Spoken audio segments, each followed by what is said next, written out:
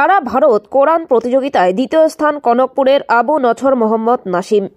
All India Jamiatul Quran and Huffaz Association Kolkata এর দ্বারা আয়োজিত সর্বভারতীয় হিফজুল কুরআনের ফাইনাল রাউন্ড প্রতিযোগিতা গত 9 রবিবার কলকাতার বোটিং ক্লাবের ময়দানে অনুষ্ঠিত হয়। এই প্রতিযোগিতায় আসামের প্রাচীনতম ঐতিহ্যবাহী দ্বীনি প্রতিষ্ঠান কনকপুর ফয়জে আম মাদ্রাসা এর কৃতি ছাত্র হাফিজ আবু নছর মোহাম্মদ নাসিম দ্বিতীয় স্থান অধিকার করেছে। পুরস্কার হিসেবে পবিত্র উমরাহ হজ সহ নগদ 40,000 টাকা, বিশেষ সম্মাননা ও সার্টিফিকেট প্রদান করা হয়েছে। তার এই ফলাফলে মাদ্রাসা কমিটির সদস্য, মাদ্রাসার সকল শিক্ষকবৃন্দ, অভিভাবক তথা এলাকাবাসী অত্যন্ত খুশি। উল্লেখ্য, কনকপুর ফয়েজে আম মাদ্রাসায় গত 6 বৎসরে হাফিজিয়া বিভাগে মোট 40 জন ছাত্র কোরআন হিফজ সম্পন্ন করেছেন। এছাড়া মাদ্রাসায় বিগত দিনে আরও অনেক ছাত্র বরাক ভ্যালির মোছাবাঁকা এবং বোর্ড পরীক্ষায় কৃতিত্বের সঙ্গে স্থান অর্জন করেছে।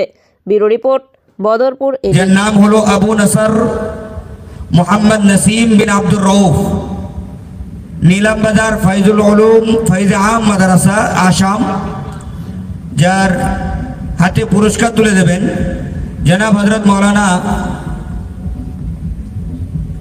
খুরশিদ আলম সাহেব नदवी एवं हकीम अख्तर साहब।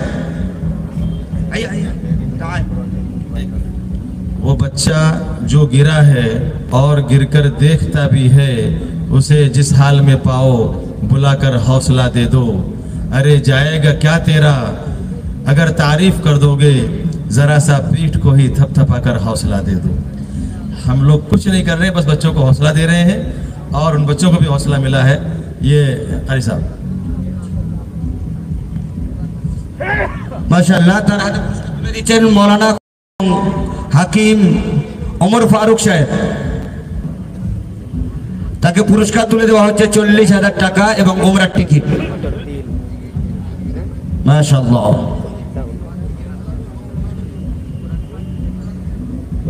এরপরে প্রথম স্থান অধিকারীর হাতে আমরা পুরস্কার তুলে দেব। আমি ডেকে নেব আমাদের কারি রুহুল আমিন সাহেবকে এবং হাজি সুবির সাহেব। এই দুজনের হাত দিয়ে আমরা প্রথম